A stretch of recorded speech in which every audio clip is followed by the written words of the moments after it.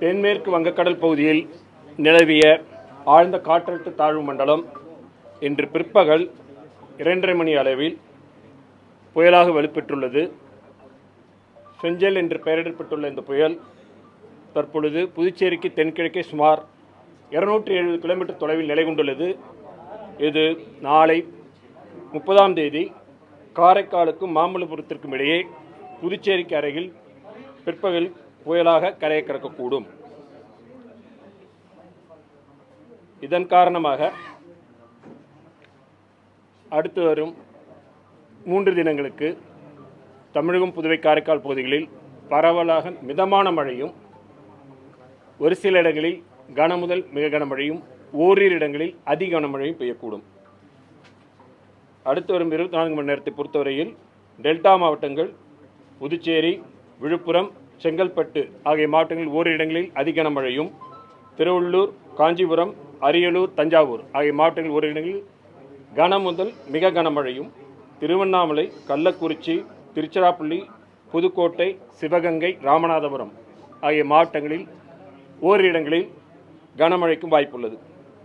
நாளை 30ஆம் தேதி திருவள்ளூர், சென்னை, காஞ்சிபுரம், செங்கல்பட்டு, விழுப்புரம், புதுச்சேரி, கள்ளக்குறிச்சி, கடலூர் ஆகிய மாவட்டங்களில் ஓரிரு இடங்களில் அதி கனமழையும், திருவண்ணாமலை, வேலூர், அரியலூர், தஞ்சாவூர் டெல்டா மாவட்டங்களில் ஓரிரு இடங்களில் மிக கனமழையும், திருப்பத்தூர், தருமபுரி, நாமக்கல், திருச்சிராப்பள்ளி, புதுக்கோட்டை ஆகிய மாவட்டங்களில் ஓரிரு இடங்களில் கனமழைக்கு வாய்ப்புள்ளது.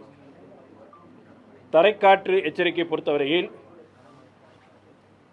இன்று முதல் நாளை வரை வட தமிழக கடலோரம் மற்ற அதனை ஒட்டியுள்ள பகுதிகளில் நாகப்பட்டினம், மயிலாடுதுறை, கடலூர், விழுப்புரம், செங்கல்பட்டு, காஞ்சிபுரம், சென்னை, திருவள்ளூர் மாவட்டங்களும், புதுவை மற்றும் காரைக்கால் பகுதிகளில் பலத்த தரைக்காற்று மணிக்கு 50 முதல் 60 கிலோமீட்டர் வேகத்தில், அவ்வப்பொழுது 70 கிலோமீட்டர் வேகத்திலும் வீசக்கூடும்.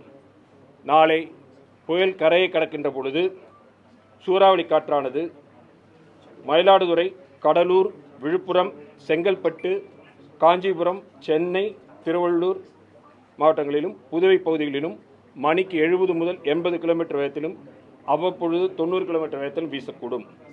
மீனவர்கள் அடுத்து வரும் 2 தினங்களுக்கு கடலுக்குள் செல்ல வேண்டாம் என்று அறிவுறுத்தப்படுகிறார்கள். வடகிழக்கு பருவமழை பொறுத்தவரையில் கடந்த அக்டோபர் 1 முதல் இன்று வரையிலான காலகட்டத்தில் தமிழகம், புதுவை, காரைக்கால் பகுதிகளில் பதிவான மழையின் அளவு 351 மில்லிமீட்டர். இந்த காலகட்டத்தின் இயல்பு அளவு 350 மில்லிமீட்டர். 1% இது இயல்பை ஒட்டியுள்ளது. அடுத்து இந்த பெஞ்சல் புயலின் நிலை குறித்து ஃபோர்காஸ்ட் செஞ்சதில் அப்பப்போ உங்களுக்கு மாற்றங்கள் இருந்ததாக சொல்லப்படுகிறது. அதை பற்றி சொல்கிறோம். 26 முதல் 27ஆம் தேதி வரை பார்த்தபொழுது முன்னாடி நம்ம சொல்லிட்டு இருந்தோம், எந்த காற்றழுத்த தாழ்வு மண்டலம் அல்லது குறைந்த காற்றழுத்த பகுதி வலுப்பெறப்படும் என்றால் வளிமண்டலத்தின் கீழ்ப்பகுதிகளில் காற்று குவிதலும், மேல் பகுதியில் விரிவடைதல், நடுப்பகுதியில் காற்று அதுக்கு செல்லக்கூடிய மாய்ச்சர், இது போல் பல ஃபேக்டர்ஸ் இருக்கக்கூடிய சூழ்நிலை பார்த்துருக்குறோம். நம்ம இப்போ 26 முதல் 27 தேதி வரைக்கும் அந்த படத்தில் பார்த்தீங்கன்னா இன்க்ரீஸ் ஆகிட்டு இருந்தது. 27 முதல் 28ஆம் தேதி குறைந்தது, காற்று கீழ்ப்பகுதியில் குறைந்து தொடங்கியது. 28 முதல் 29 வரையிலான காலகட்டத்தில் இன்று அதன் பிறகு தொடர்ந்து கீழ்ப்பகுதியில் காற்று குவிதல் அதிகரித்துள்ளது. மேலும் வளிமண்டலத்தின் மேல் பகுதியில் காற்று விரிவது தொடர்ந்து நிலை பெற்றிருந்தது.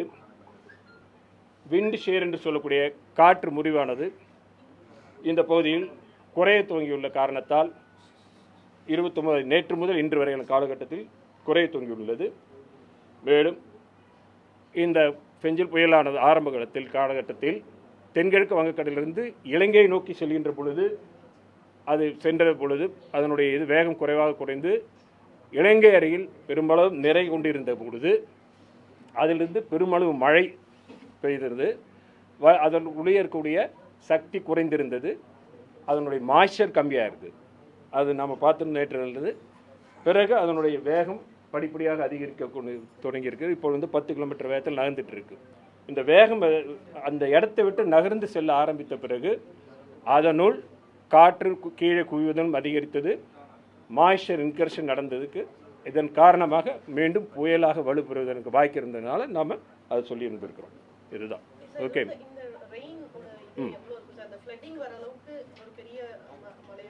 ஃப்ளட்டிங்கிறது நம்ம சொல்ல முடியாது. இதில் நம்ம சொல்லியிருக்க கனமழை, மிக கனமழை, அந்த இதுக்கான இதுதான் நம்ம கொடுத்துருக்கோம். அது ரிவரைன் இதோடைய இது பொறுத்து இருக்குது, அந்த இதோடைய இது பொறுத்து இருக்குது. நம்மளுடைய இதில் வந்து கனமழைக்கும் அதிகனமழைக்கான வாய்ப்புகள் நம்ம சொல்லியிருக்கிறோம். கடலோர மாவட்டங்களில் காற்றுடைய இம்பேக்டும் இருக்கும், அந்த மழையோட இம்பேக்ட் இருக்கும். அது நம்ம நாளைக்கு சொல்லிக்கிற போது நம்ம சொல்லியிருக்கிறோம். அந்த புயல் கரையை கடக்கின்ற பொழுது காற்றோட வேகம் 70, 80, 90 கிலோமீட்டர் வேகத்தில் வரைக்கும் போகிறதுக்கும் அதிகனமழைக்கான வாய்ப்புகள் இருக்கின்ற காரணத்தால் நம்ம இப்போ பார்த்துட்டு இருக்கிறோம். நம்ம நேற்றிலிருந்து இன்று வரையில் அந்த மாற்றங்கள் நிகழ்ந்த தொழில் இருந்திருக்குது. ஏன்னா இந்த சமீபத்தில் உருவானதில் இந்த காற்றழுத்த தாழ்வு பகுதியுடைய வலுவை பொறுத்த வரைக்கும் இந்த இதில் இது ஒரு வித்தியாசமான சிஸ்டம் தான். ஏன்னா இதனுடைய மாற்றங்கள் எந்த கணினி மாதிரிகளை பொறுத்தவரையில் கணினி மாதிரி ஒவ்வொன்றுக்கும் இடையிலும் வேறுபாடு இருந்தது. ஒரு கணினி மாதிரியுடைய ஒரு நேரத்திலிருந்து மற்ற நேரத்திற்கான அதனுடைய இதுலேயும் அவுட்புட்லேயும் வேறுபாடு இருந்தது. இதெல்லாம் களத்தில் வைக்கும் பொழுது வேணும் அதில் லிமிட்டேஷன்ஸ் இருக்கும் பொழுது அது தொடர்ந்து கண்காணிக்கப்பட்டு அதனால தான் மாற்றங்கள் இருந்தது. அதை தொடர்ந்து கண்காணித்து இப்பொழுது சொல்லியிருக்கோம். ஓகே. க்ளவுட் பஸ்ட் என்பது ஒரு மணி நேரத்தில் 10 சென்டிமீட்டருக்கு மேலே வந்தால் அதிகன மழை வருது. இந்த அதிகன மழை பரவலாக வரப்போகுதா, ஒரு மணி நேரத்துக்குள்ளே வரப்போகுதாங்கிறதுல வெரி டிஃபிகல்ட்டு சொல்கிறக்கூடிய சிஸ்டம் வந்து ஹைலி டைனமிக். நம்ம ஏற்கனவே பார்த்துட்ருக்குறோம். இந்த சிஸ்டம் வந்து மெதுவாக நகரக்கூடிய இதை பார்க்குறோம், அதனுடைய வலுவில் மாற்றங்களை ஏற்படுகிறத பார்க்குறோம்.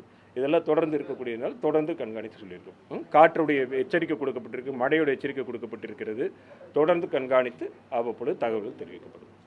ஓகே. டிஸ்பிளே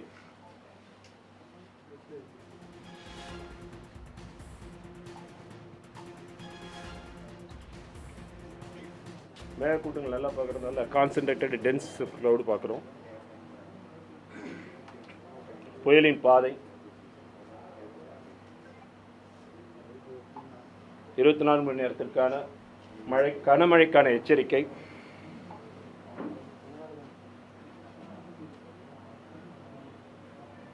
நாளைக்கான கனமழைக்கான எச்சரிக்கை, தரைக்காற்று முன்னாடி சொன்ன மாதிரி 29ஆம் தேதி இன்று வந்து 50லிருந்து 60 கிலோமீட்டர் வேகம், நாளை வந்து 70 முதல் 80 கிலோமீட்டர் வேகத்தில் இருக்கக்கூடியது. தரைக்காற்றுக்கான எச்சரிக்கை, மீனவர்களுக்கான எச்சரிக்கை, மழையுடைய இது மற்றபடி முன்னாடி சொன்னதுதான் சிஸ்டத்துடைய இது.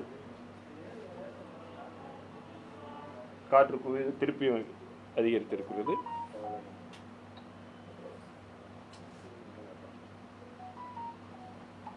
மேல்புறத்தில் வளிமண்டலத்தில் மேல்புறத்தில் அந்த சிஸ்டத்தில் இருக்கக்கூடிய அந்த டைவர்ஜன்ஸ் நேற்று அந்த மாதிரி பார்த்தோம். நம்ம நார்த் ஈஸ்ட் டைரக்ஷனில் ஓரியன்டேஷன் இப்படி இருந்தது. இன்றைக்கி அதை பார்க்கும்போது நமக்கு நார்த் சவுத்தாக ஓரியன்ட் ஆகிடுது. ஷியர் விண்ஷியர் பார்க்குறோம். விண்ஷியரில் கிரேடியன்ட் நிறைய அதிகமாக இருந்தது, மாறுபாடு அதிகமாக இருந்தது. இன்றைக்கி மாறுபாடு குறைவாக இருந்தது 28லிருந்து 29 வரை. அதனால் அந்த இது இருக்குது. வேகத்தில் நம்ம சொன்ன மாதிரி முன்னாடி ஸ்ரீலங்கா அருகில் வந்து மழை நிறைய கொடுத்ததுனால அதன் பிறகு படிப்படியாக அதனுடைய வேகம் அதிகரித்த பொழுது படிப்படியாக கடலுக்குள் மீண்டும் சென்ற பொழுது அதில் வந்து மாய்ச்சர் உள்ள வரக்கூடிய சூழ்நிலை பார்த்தோம். இதன் காரணமாக இப்போ வழியடைஞ்சு ஓகே.